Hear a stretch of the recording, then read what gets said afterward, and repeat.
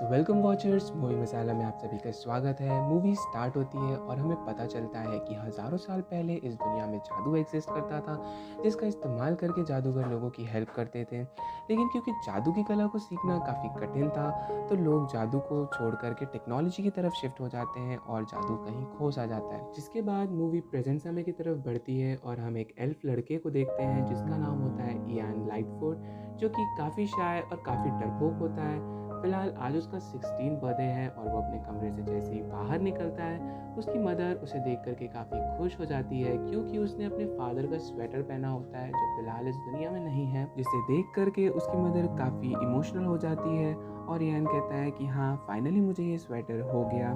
जिसके बाद उसकी मदर उसकी बर्थडे पार्टी के बारे में डिस्कशन करती है, मगर इयान अपने बर्थडे पार्टी के लिए कोई भी इंटरेस्ट नहीं दिखाता है। जिसके बाद हम इयान के बड़े भाई यानी कि बार्ली को देखते हैं, जो कि इयान से बिल्कुल अपोजिट होता है, जहाँ वो बिल्कुल निर्भीक और काफ़ी ताकतवर भी होता है, लेकिन हाँ, वो थोड़ा सा इरिटेटिंग भी होता है। जिसके बाद उनकी मदर कचरे को बाहर डालने को कहती है, जहाँ बार्ली कचरे को कूड़ेदान में डालने जाता है और उसकी मुलाकात हो जाती है पुलिस ऑफिसर ब्रोंको से, जो कि एक सेंटोर होता है, यानी कि एक ऐसा क्रीचर जिसकी आधी बॉडी इंसान की होती है और आधी बॉडी घोड़े की होती है। तो फिलहाल वो यहाँ पर बार्ली की कंप्लेन करने आया होता है उसकी मदर से, जहाँ वो बताता है कि बार्ली ने एक बार फिर से एक कंस्ट्रक्शन वर्क को रोका है, जहाँ बार्ली अपनी सफाई में कहता है कि वो एक हिस्टोरिकल मॉन्यूमेंट है। यहीं हमें पता चलता है कि बार्ली को हिस्ट्री का काफ़ी शौक है, जहाँ उसने हिस्ट्री के ऊपर काफ़ी सारी रिसर्च भी कर रखी है और वो ये कहता है कि हज़ारों साल पहले इस दुनिया में जादू और जादूगर थे। लेकिन फ़िलहाल उसकी बातों को कोई भी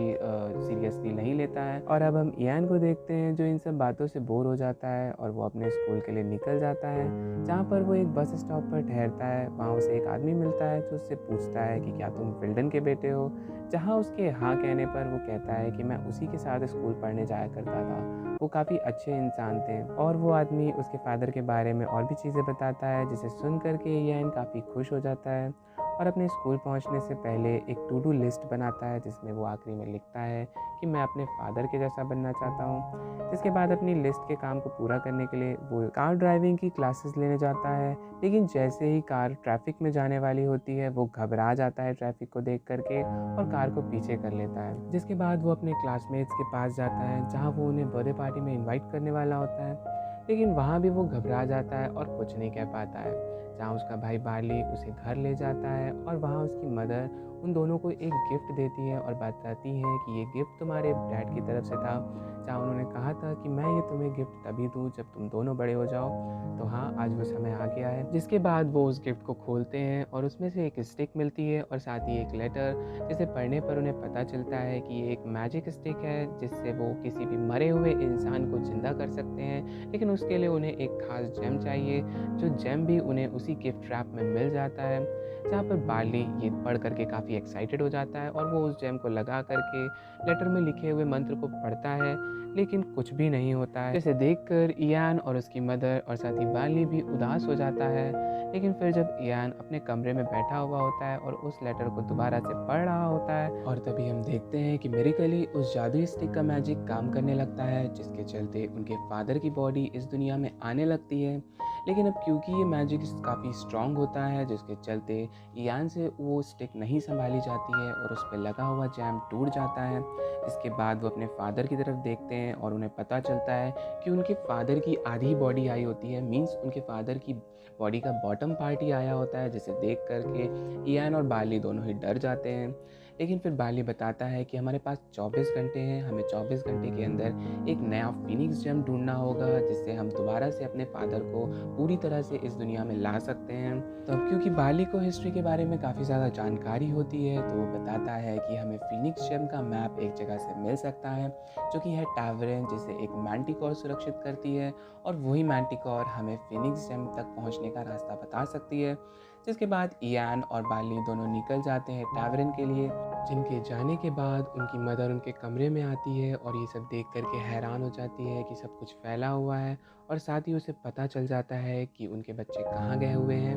और वो भी निकल जाती है मैंटिकोर्स टैवर्न के लिए। और अब हम मैंटिकोर्स टैवर्न के अंदर का हाल देखते हैं, जहाँ पर जैसा बार्ली ने सोचा होता है वैसा नहीं होता है। मैंटिकोर टैवर्न अब एक रेस्टोरेंट बन चुका है, जहाँ वो दोनों मैंटिकोर से मिलते हैं और कहते हैं कि तुम एक वॉरियर होकर के ये सब काम कर रही हो, क्या तुम्हें ये सब काम शोभा देता है? जिसको सुन करके मैंटिकोर खुद को गिल्टी फील करती है और गुस्से में आकर के पूरे टैवर्न को आग लगा देती है, जहां हम देखते हैं कि फीनिक्स जेम का ओरिजिनल मैप उसी आग में जल के बर्बाद हो जाता है। और अब यहीं पर हम इयान को पहली बार अपनी मैजिकल पावर्स का इस्तेमाल करते हुए देखते हैं, जहां उसके फादर के ऊपर एक जलती हुई छत गिरने वाली होती है, जिसे वो अपने मैजिकल पावर से उसे हवा में ही रोक देता है और अपने फादर की बॉडी को बचा लेता है। इसके बाद हम टैवर्न पे नज़र डालते हैं, जहां वो पूरी तरह से जल चुका है और उनके पास फिलहाल ओरिजिनल मैप तो नहीं होता है, लेकिन मैंटिकोर उन्हें एक दूसरा मैप दे देती है, जिससे वो लोग अपने जेम की तलाश में निकल जाते हैं। अब हम इयान की मदर को देखते हैं, जो कि टैवर्न पहुंच चुकी है और टैवर्न को आग लगा देख करके घबरा जाती है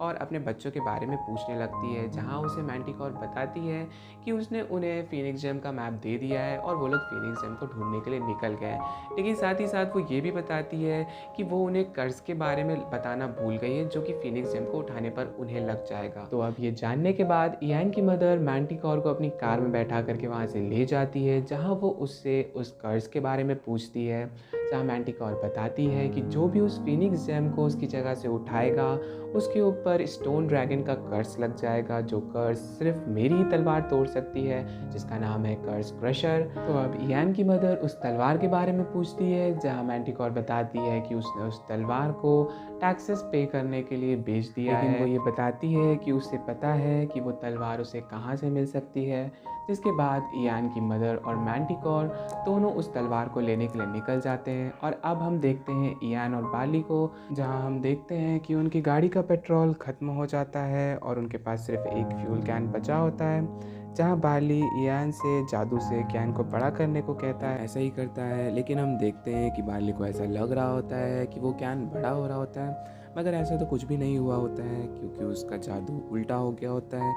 कैन बड़ा होने की जगह बार्ली छोटा हो जाता है, जिसकी वजह से ही उसे कैन बड़ा होता हुआ नज़र आ रहा था। तो अब कैन तो बड़ा नहीं हुआ, जिसके बाद इयान कोई जादू दोबारा नहीं करता है। वो कहता है मैं एक पेट्रोल स्टेशन ढूंढूंगा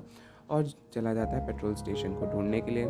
जिसके बाद वो पेट्रोल स्टेशन से कुछ खाने का सामान लेता है और साथ ही पेट्रोल ले लेता है। जिसके बाद वो वापस आ ही रहा होता है कि बार्ली की लड़ाई पिक्सी गैंग से हो जाती है, जहाँ इयान अपने फादर की बॉडी और बार्ली को लेकर के कार में बैठ जाता है। लेकिन अब क्योंकि बार्ली छोटा हो जाता है तो कार ड्राइव इयान को ही करनी पड़ती है, जहाँ पिक्सी गैंग उनके पीछे लगी होती है और आगे हाईवे आ जाता है, जिसे देख करके इयान फिर से नर्वस हो जाता है। लेकिन किसी तरह बार्ली के समझाने पर वो कार को आगे की तरफ ले जाता है और किसी तरह ट्रैफिक को पार कर लेता है। लेकिन इयान की मुसीबत कम होने का तो नाम ही नहीं लेती है, क्योंकि ये लोग जैसे ही पिक्सी गैंग से बचे होते हैं उसके बाद इनके पीछे पुलिस ऑफिसर्स की कार लग जाती है, जहाँ पुलिस ऑफिसर से बचने के लिए इयान फिर से एक जादू करता है, जिसमें वो अपना रूप बदल करके पुलिस ऑफिसर ब्रोंगो का रूप ले लेता है, यानी कि वो सेंटोर जिसे हमने सबसे पहले देखा होता है मूवी में।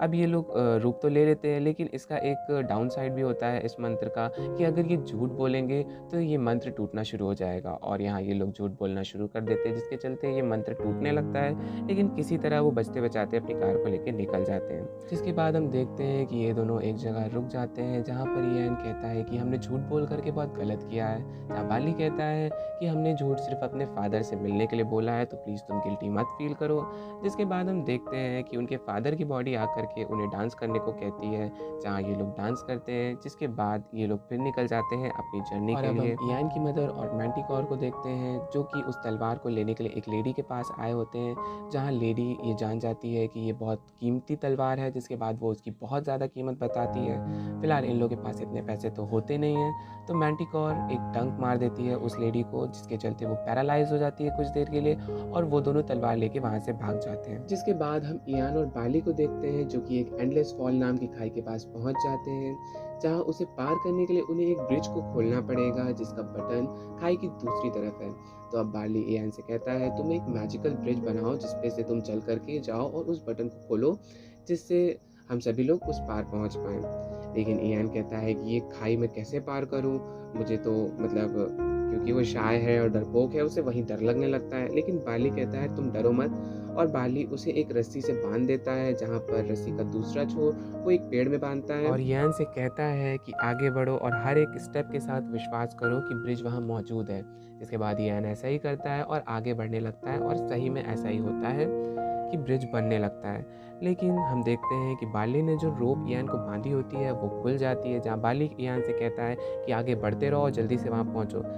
और कहता है कि पीछे मुड़ के मत देखना। लेकिन ईयान पीछे मुड़ के देख लेता है और देखता है कि जो रोप उसने बांधी गई थी वो खुल गई है और तुरंत वो एकदम से पैनिक हो जाता है और उसका मंत्र टूट जाता है और वो खाई में गिरने ही वाला होता है। लेकिन क्योंकि वो आखिरी छोर पर पहुँच गया होता है खाई के, तो वो एक पत्थर को पकड़ करके चढ़ जाता है आगे, जहाँ वो लीवर को दबाता है और ब्रिज खुल जाता है। जिसके बाद हम देखते हैं कि पुलिस ऑफिसर ब्रोंको वहाँ आ जाते हैं, जो इनसे कहते हैं कि घर वापस चलो। लेकिन ये लोग ऐसा नहीं करते हैं और वो लोग चले जाते हैं अपनी खोज में फिनिक्स जेम की, जहाँ हम देखते हैं कि इनके ऐसा करने पर पुलिस ऑफिसर ब्रोंको के साथ साथ और भी पुलिस ऑफिसर्स की कार इनके पीछे लग जाती है। तो अब इनसे बचने के लिए बाली अपनी कार को सेक्रीफाइस करता है, जहाँ वो अपनी कार को एक पहाड़ के टुकड़े से टकरा देता है, जिससे वहाँ का रास्ता बंद हो जाता है और ये सभी आगे बढ़ जाते हैं, जहाँ उन्हें एक क्लू मिलता है जिसे बाली अपने साथ रखता है और इन्हें मालूम चलता है कि इन्हें पानी के रास्ते से होकर के फिनिक्स जेम तक पहुँचना होगा। जिसके बाद ये लोग पानी के रास्ते से जाते हैं, लेकिन इनके पास समय तो कम होता है, तो ईयान अपने जादू से एक पॉपकॉर्न को बड़ा कर देता है, जिस पर वो एक और जादू करता है जिससे वो काफ़ी तेज़ी से पानी को पार कर लेते हैं। जिसके बाद वो एक जगह पहुंचते हैं जहां उन्हें ग्रीन कलर का एक जेलेटिनस क्यूब मिलता है, जो कि अपने अंदर सभी चीज़ को निगल करके ख़त्म कर देता है, जहां ये सभी किसी तरह से इस जेलेटिनस क्यूब से बच जाते हैं। जिसके बाद वो एक और कमरे में जाते हैं जहां पूरा कमरा पानी से भरने लगता है और इन्हें इस कमरे से बाहर निकलने के लिए फ्लोर पे लगे एक बटन को दबाना होता है, जहां बार्ली कोशिश करता है लेकिन वो इतनी देर तक सांस नहीं रोक पाता है। तो अब वो लोग अपने फादर की बॉडी को पानी के अंदर पहुंचाते हैं और उस फ्लोर पे खड़ा कर देते हैं, जिससे कि वो लोग इस जगह से भी बाहर निकल जाते हैं। लेकिन इस जगह से बाहर निकलने के बाद उन्हें एक शॉक लगता है, वो लोग वहीं पहुंच जाते हैं जहां से इन लोगों ने शुरू किया था। मीन्स वो लोग ईयान के स्कूल के पास पहुंच जाते हैं। अब ईयान गुस्सा हो जाता है और बार्ली को वो मैजिक स्टिक पकड़ा देता है और अपने फादर की बॉडी को लेकर के वहाँ से चला जाता है, जहाँ बार्ली को भी समझ नहीं आता है कि क्लू ऐसे कैसे गलत हो सकते हैं। इसके बाद वो फिर से एक बार ट्राई करता है और उसी मॉन्यूमेंट के पास पहुँच जाता है जिसे उसने मूवी की शुरुआत में बचाया होता है, जहाँ उसे एक शेप दिखाई देता है जो बिल्कुल उसके क्लू की तरह दिख रहा होता है, जिसे वहाँ रखने पर फिनिक्स जेम बाहर आ जाता है और बार्ली ये देख करके उसकी खुशी का ठिकाना ही नहीं होता है। लेकिन उसे कर्ज के बारे में नहीं पता था, जो कि फिनिक्स जेम को उठाने पर शुरू हो जाता है और हम एक स्टोन ड्रैगन को देखते हैं जो कि बार्ली के पीछे पड़ जाता है। जिसके बाद सीन ईयान की तरफ शिफ्ट होता है, जहाँ वो अपने फादर के साथ बैठ करके अपनी डायरी को खोलता है और सभी चीज़ों को, सारी लिस्ट को कट करना शुरू करता है। लेकिन फिर वो देखता है कि इन सारी चीज़ को तो उसने अपने भाई के साथ ऑलरेडी कर लिया है, जहाँ पर वो ये देख करके इमोशनल हो जाता है और तुरंत भाग करके अपने भाई के पास जाता है। और यहाँ हम देखते हैं कि मैंटिकोर अपनी तलवार के साथ यहाँ आ गई होती है और साथ ही उसके साथ ईयान की मदर भी होती है, जहाँ ईयान की मदर कहती है कि जाओ तुम लोग अपने फादर से मिलो, मैं इसे हैंडल करती हूँ। इसके बाद ईयान उस जेम को अपनी स्टिक पर लगाता है और मंत्र पढ़ना शुरू करता है, जहाँ हम देखते हैं कि उनके फादर की बॉडी इस दुनिया में आ रही होती है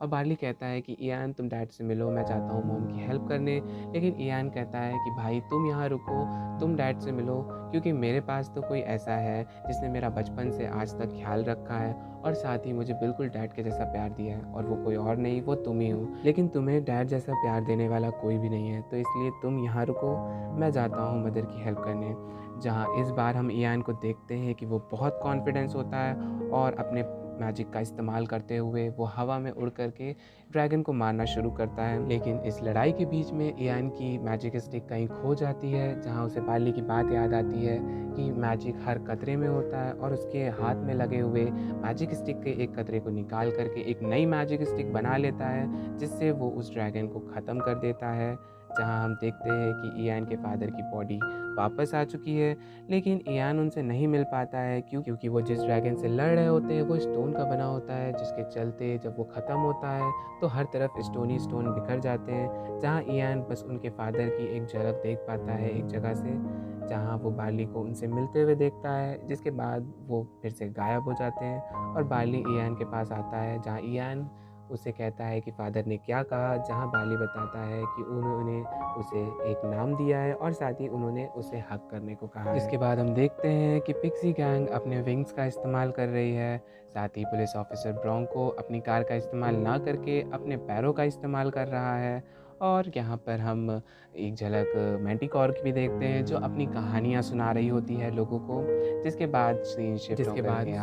हो जाता है हमारे हीरो की तरफ, आई मीन इयान की तरफ, जो कि अपने स्कूल में प्रेजेंटेशन दे रहा होता है, जहाँ वो जादू के बारे में उन सभी को बता रहा होता है और अपने बारे में भी बता रहा होता है। जहाँ हम देखते हैं कि वो कितना ज़्यादा सेल्फ कॉन्फिडेंस हो जाता है और साथ ही उसकी बातें सब लोग कितने गौर से सुन रहे होते हैं। तो हमारी आज की वीडियो यहीं समाप्त होती है और मुझे विश्वास है कि आप सभी को ये वीडियो पसंद आई होगी, और अगर आई हो तो प्लीज़ लाइक कीजिए, सब्सक्राइब कीजिए, एंड मोस्ट इम्पॉर्टेंट थिंग कि आप सभी अपना कमेंट दीजिए, अपना फीडबैक दीजिए। So thank you so much, piece.